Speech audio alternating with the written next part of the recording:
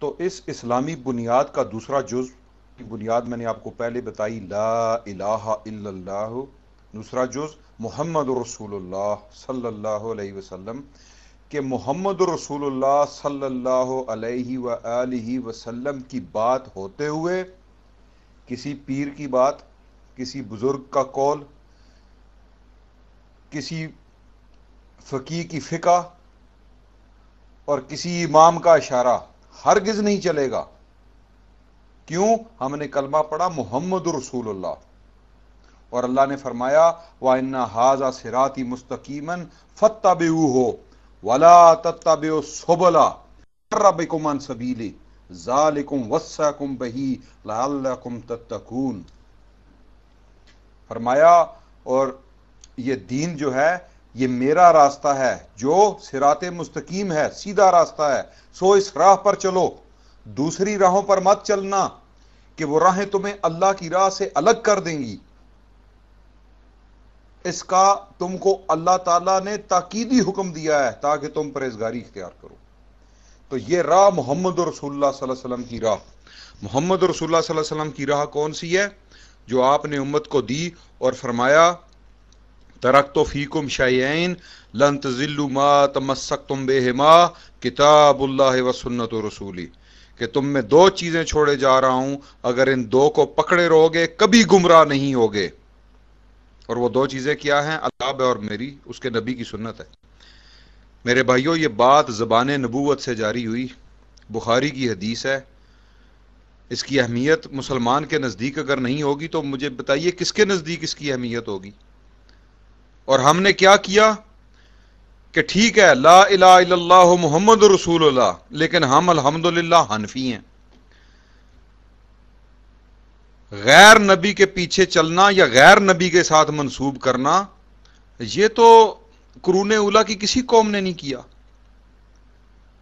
قوم نوح حضرت نوح علیہ السلام سے، ملت ابراہیمی حضرت ابراہیم علیہ السلام سے، عیسائی حضرت عیسیٰ علیہ السلام سے، یہودی جو ہیں حضرت یہودا سے، اور عیسائی حضرت عیسیٰ سے، اور امام الانبیاء جو ہیں محمد رسول اللہ صلی اللہ علیہ وسلم، ان سے محمدی بننے کی بجائے ہم کیا بن گئے؟ حنفی۔ حنفیوں میں پھر رکے نہیں، پھر بریلوی اور دیوبندی اور عیاتی اور مماتی اور چشتی اور قادری اور سہروردی اور شیعہ اور نہ جانے ہم کیا کیا بن رہے ہیں ابھی تک، اور ان کا جھنڈا اٹھانے میں ہم فخر محسوس کرتے ہیں، اور جب کتاب و سنت کی تعلیم دی جاتی ہے کہتے ہیں آ گیا وابی، کان بند کرو اور بھاگ جاؤ۔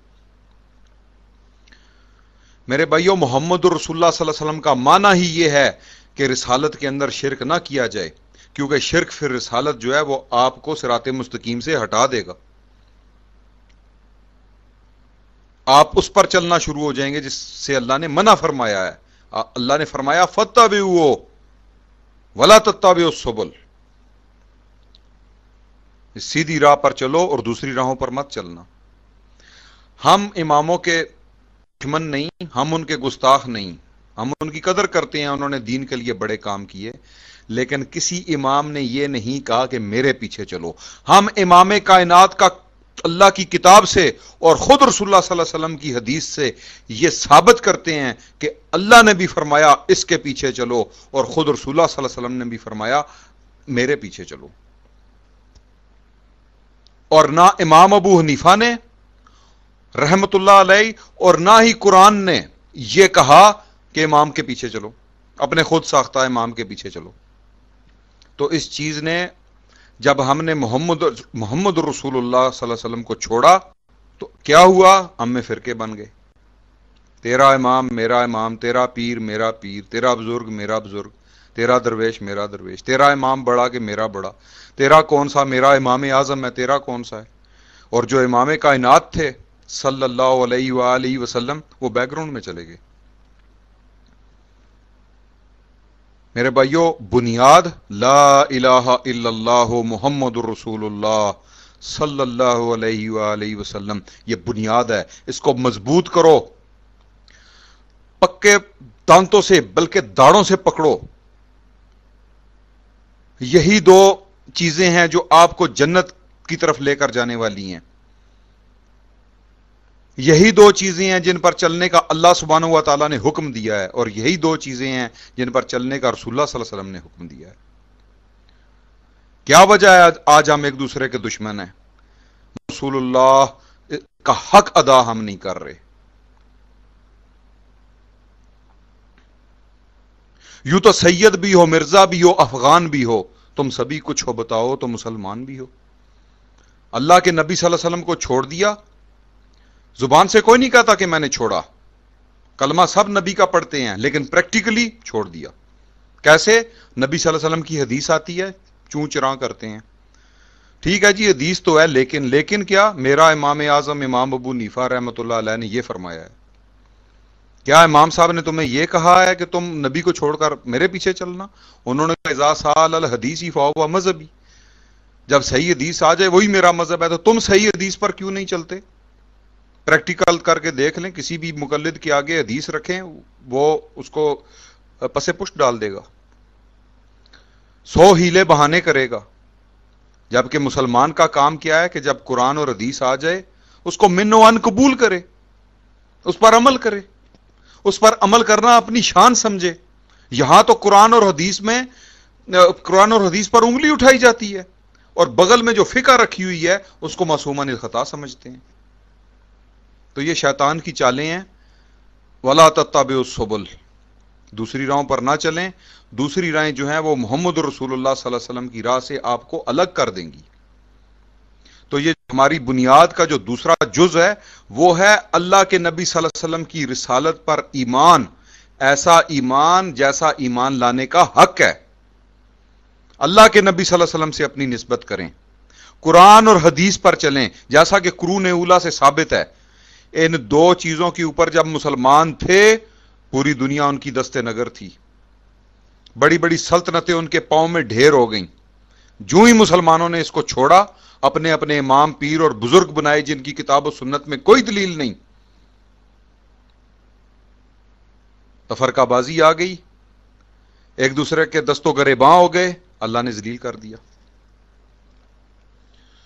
تو یہ جو چیزیں ہیں یہ ہمیں سمجھنی چاہیے۔ یہ جو ہماری اب آگے آنے والی نسلیں ہیں، کیا وہ اسی اندھی تقلید میں جو ہے وہ ایک دوسرے کے دست و گریباں رہیں گے، یا ان پہ حق روزے روشن کی طرح عیاں ہونا چاہیے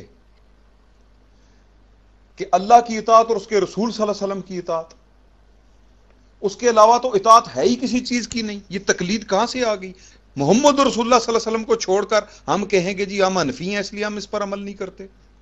اللہ فرماتا ہے وَأَطِیعُوا اللَّهَ وَرَسُولَهُ وَلَا تَنَازَعُوا فَتَفْشَلُوا وَتَذْهَبَ رِيحُكُمْ، اور اللہ اور اس کے رسول کی فرما برداری کرتے رہو۔ دیکھیے یہاں کسی اور کا ذکر نہیں ہے، اور آپس میں اختلاف نہ کرو ورنہ بزدل ہو جاؤ گے اور تمہاری ہوا اکھڑ جائے گی۔